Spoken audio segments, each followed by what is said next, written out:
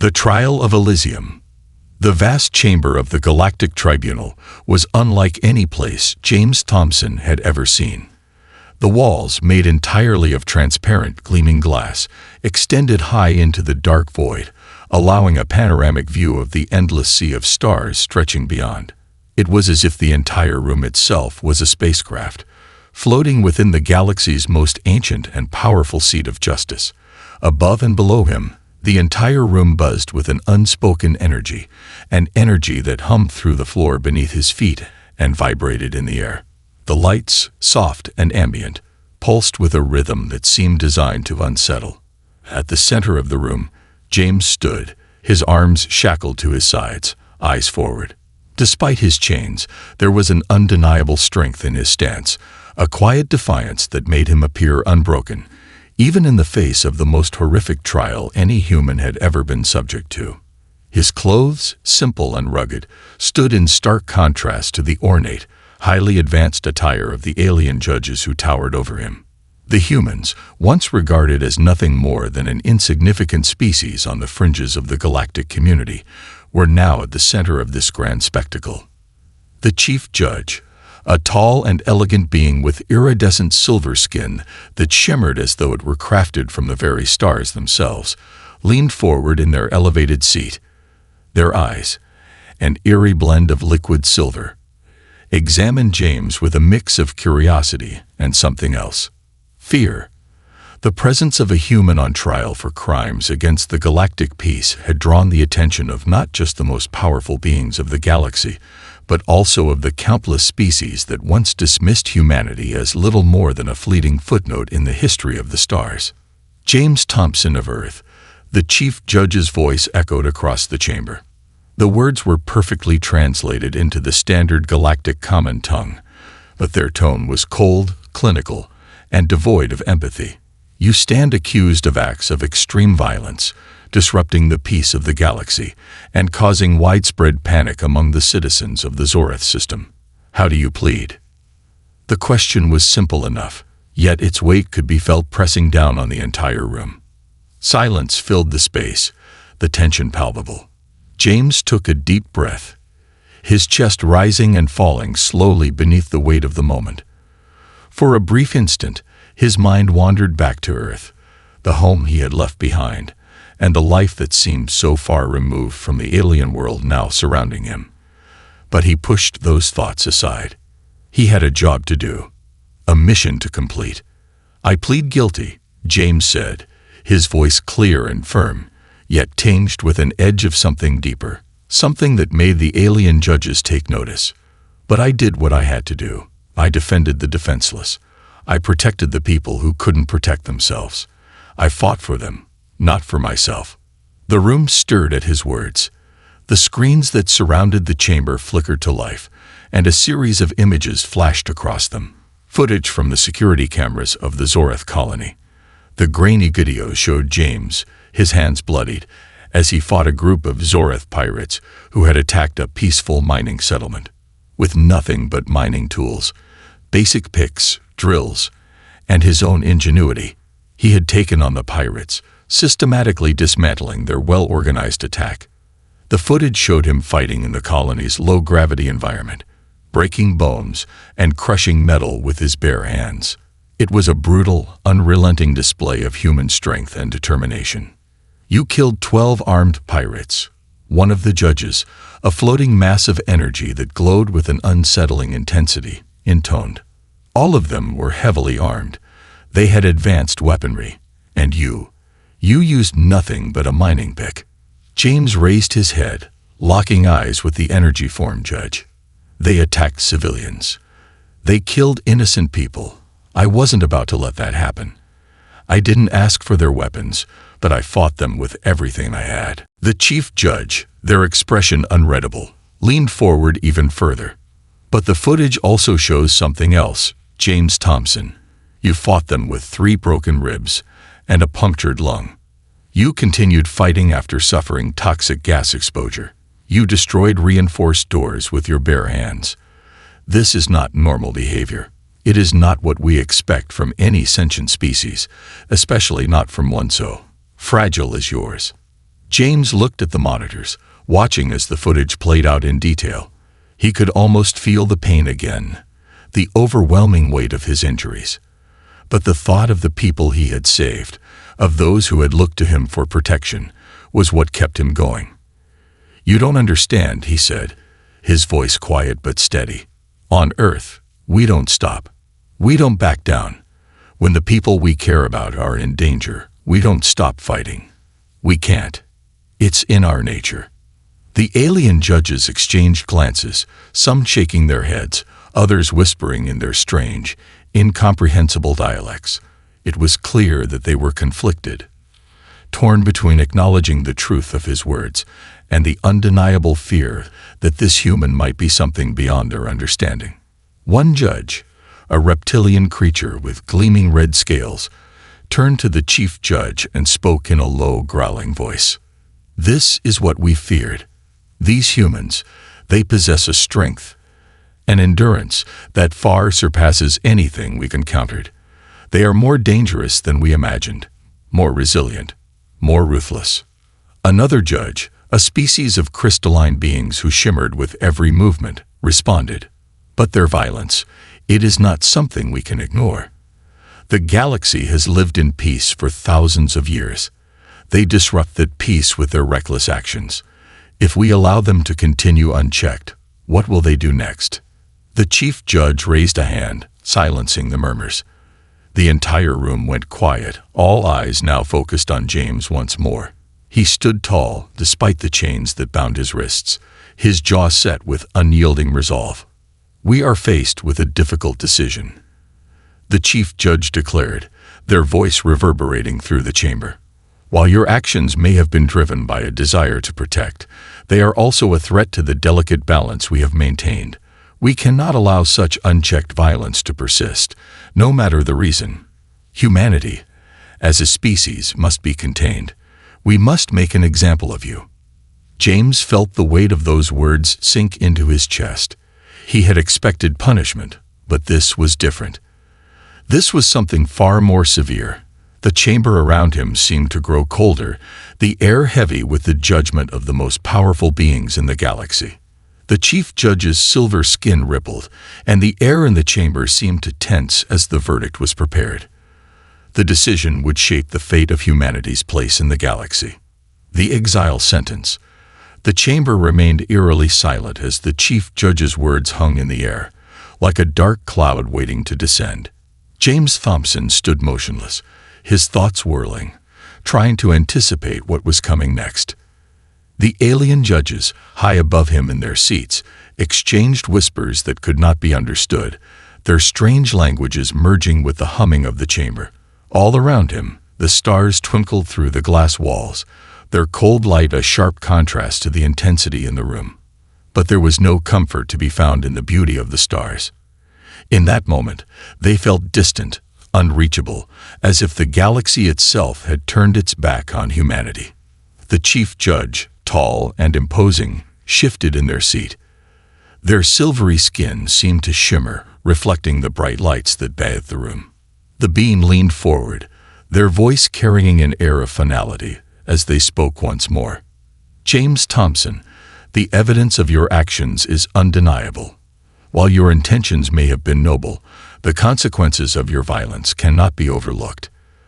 The balance of the galaxy is fragile, and the actions of a single individual, no matter how well-intentioned, can ripple out and disrupt the peace we have maintained for millennia."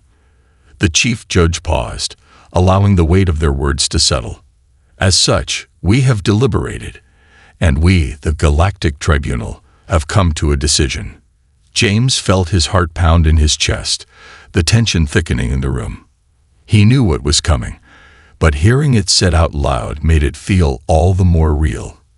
His fists clenched at his sides, the chains rattling softly, but he remained silent, awaiting the verdict. The chief judge raised a hand, signaling for the assistant to activate the holoscreens surrounding the chamber. The screens flickered to life, displaying a planet, dark and foreboding, its surface obscured by swirling purple clouds. The atmosphere appeared thick, toxic, and the very air seemed to crackle with dangerous energy. James studied the images carefully, sensing something far more ominous lurking beneath the beauty of the visuals. Nexus 99, the chief judge announced, their voice filled with an unsettling calmness. This is the planet we have chosen for you. Nexus 99 is a world unlike any you have ever encountered. It is a planet of extreme conditions, gravity 2.4 times that of Earth, atmospheric pressure double that of your world, and the air is toxic to most life forms. It is a place where only the strongest can survive. The images on the screens zoomed in, revealing massive mountain ranges with peaks that seemed to vanish into the clouds.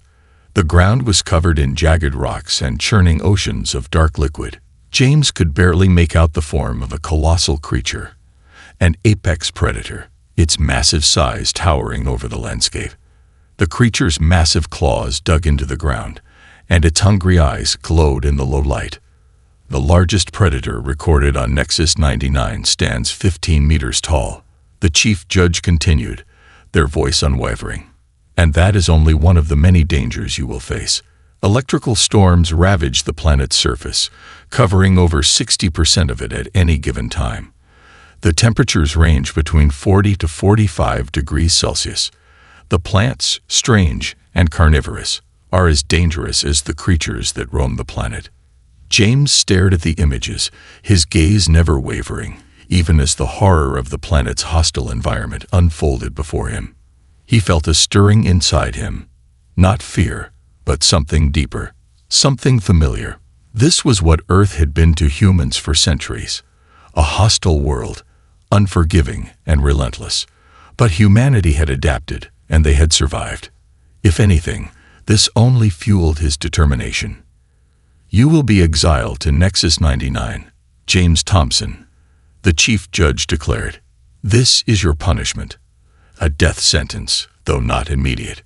No one has ever survived on Nexus 99 for more than a few days. The environment is too harsh, the dangers too great. We have made arrangements for your transportation, and you will be provided with basic survival gear, a shelter kit, 1 month's worth of rations, and a basic tool set to aid you. After that, you are on your own. James' heart sank, but his resolve hardened. He had expected to be killed outright, but this was something else. This was an exile into a place so dangerous, so inhospitable, that it seemed almost like a forgotten corner of the galaxy, left to die on its own. He could almost hear the voices of the tribunal judges, murmuring among themselves, convinced that no one, not even a human, could survive the world they had condemned him to. But James had survived worse. He had grown up on Earth, a world full of dangers, tornadoes, earthquakes, wild animals, and extremes of temperature. He had trained in harsh conditions as part of his military service. He had fought off enemies in the unforgiving wilderness of his home planet. Nexus 99 might have been a world of nightmares, but James knew what he was capable of. His voice broke through the cold air of the chamber, steady and unyielding. When do I leave? The assistant judge, a small creature with wide, frightened eyes, stammered as they looked down at their tablet. The transport. It leaves in 1 hour. James nodded, his face unreadable. The judges had expected him to beg for mercy, to plead for his life, but instead, he stood there, unbowed and almost indifferent. His mind was already racing, processing the information they had given him, analyzing the dangers of Nexus 99, and formulating a plan. They thought they were sentencing him to death. They were wrong. He had faced worse odds before, and he had always come out alive. The chief judge looked at him, their expression a mix of curiosity and discomfort. Do you wish to make any final statements for the record? The chief judge asked, their voice still carrying that cold detachment. James turned slowly to face the assembled alien tribunal, his chains clinking softly with every movement. He studied each judge in turn. Some looked uncomfortable, some fearful, and others just coldly indifferent. But James, though shackled and exiled, was not afraid. He knew something they did not, something about his species that had yet to be fully understood. "I have one question," James said, his voice calm but piercing. "These monitoring drones you'll use to watch me die, how long will they last?" The chief judge's silver skin rippled with discomfort, the assistant judge flinching at the question. There was an awkward pause as the tribunal seemed to reconsider the implications of what they had just sentenced him to. But James, standing in the heart of their court, remained still, unwavering. He was no longer the condemned criminal they had thought him to be. He was something else entirely. With a final glance at the screens showing the hellish surface of Nexus 99, James straightened, his shoulders squared, his mind focused. No matter what awaited him on that planet, he would survive. He would adapt. And he would find a way to return. The tribunal might have thought they were dealing a death blow to humanity, but James knew better. They were only awakening something far more dangerous: the descent into chaos. The transport arrived in an eerie, silent fashion. The immense spacecraft hovered in the dark expanse of space outside the Galactic Tribunal station, the metallic hull gleaming like a giant, silent sentinel. James Thompson was led to the docking bay, his chains still clinking with every step. The coldness of the tribunal's judgment still weighed heavily on his shoulders, but his thoughts had already shifted to the reality of what awaited him on Nexus 99. A place so hostile, so unforgiving, it seemed as though the universe itself had designed it to be a prison for anyone unlucky enough to be sent there. As the hatch of the transport ship opened, the air was thick with a harsh, mechanical hum. James stepped inside without a word, the doors closing behind him with a soft but final hiss. The ship was minimalistic, designed for function rather than comfort. It was equipped with only the barest essentials: a small console for communication, a seat, and a compartment containing the survival kit he had been promised. The seat was cold and unyielding as he sat down, his hands now free of their restraints. The lack of any real comfort made the reality of his situation hit harder. There would be no return. No one had ever returned from Nexus 99. The ship's engines hummed to life, sending a low, vibrating rumble through the cabin. The stars outside the viewport blurred into streaks of light as they slipped into faster-than-light travel. James stared out at the infinite blackness, his thoughts distant as the enormity of the situation set in. The trial, the condemnation, it had all happened so quickly, yet now, in the silence of space, it felt as though time itself had come to a standstill. He had been sentenced, exiled, abandoned, but the fire inside him, the drive to survive, burned brighter than ever before. He opened the survival kit with practiced hands, pulling out the essentials: a portable shelter module, food rations for 1 month, a tool set, and a small, compact water filtration system. The kit was meant to help him survive the first few days, enough to get him accustomed to the hostile environment before the inevitable took over. As he sorted through the items, James could not help but feel a sense of grim satisfaction. They thought they were sentencing him to death, but they had underestimated him. The harsh conditions of Nexus 99 would not be the end of him. Not by a long shot. Hours passed in solitude. The ship maintained a steady course toward its destination, the only sound being the occasional beep from the console as the navigation system updated. James tried to sleep but found it difficult to shut his mind off. The relentless speed of the ship seemed to match the racing thoughts inside his head. The planets, the creatures, the alien judges, they all swirled together in a complex web of considerations. There were so many unknowns about Nexus 99. But one thing was certain: survival would not be about strength alone. It would be about adaptability, creativity, and the ability to outlast whatever the planet threw at him. The ship's AI suddenly interrupted his thoughts. A voice, smooth and mechanical, filled the cabin. Approaching Nexus 99. Estimated time to arrival: 5 minutes. The countdown triggered a wave of anticipation in James. The final leg of the journey was upon him. Soon, he would be plunging into the heart of an alien hellscape, and his fate would be decided by forces far beyond his control. He could already imagine the planet's surface. Rough, barren, and completely inhospitable. There would be no green pastures, no safe zones, just unrelenting dangers. A shudder ran through the ship as it entered the outer atmosphere of Nexus 99. The hull groaned, buffeted by the planet's violent entry zone. Through the viewport, James could see the swirling clouds below, massive electric storms arcing across the surface like furious serpents. The gravity, already higher than Earth's, seemed to pull at him, an invisible weight pressing down on his body. His muscles tensed instinctively, a reaction honed through years of physical training. He was no stranger to harsh environments, but nothing could have prepared him for what he was about to face. The ship descended further, passing through thick clouds and turbulence. A deep vibration filled the air as the vessel plummeted into the atmosphere.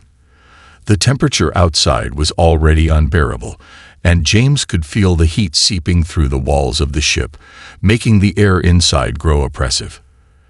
There were no windows in the cargo hold, only a small, dimly lit panel showing the various readings of the ship's systems. Atmosphere unstable. Approaching landing zone.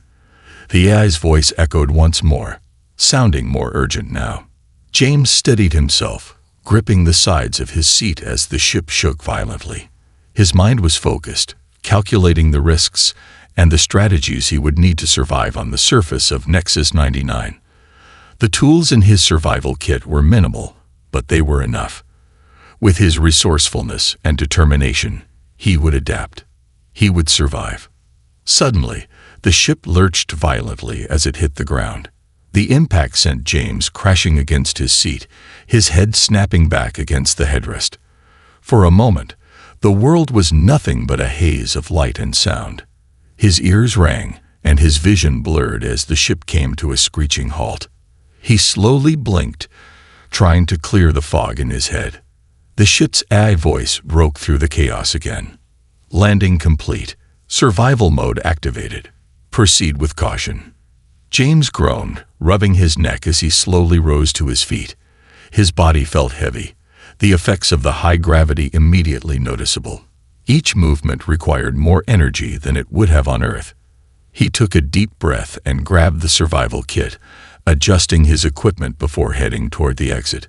The ship's doors slid open with a mechanical hiss, revealing the hellish landscape of Nexus 99. The air hit him first. A thick, acrid scent filled his nostrils, a mix of chemicals and something organic, like decaying matter. The temperature outside was suffocating, and the humidity made the air feel thick as soup. But what truly struck him was the planet's hostile beauty. Purple skies whirling with swirling storms, jagged mountain ranges reaching into the sky, and the occasional flash of bioluminescent flora blinking from the distance. The ground was uneven, with dark, jagged rocks scattered in every direction. James stepped out of the transport, taking his first few steps onto the surface of Nexus 99. His boots sank slightly into the rocky ground, and every step was more difficult than the last. The gravity was unforgiving.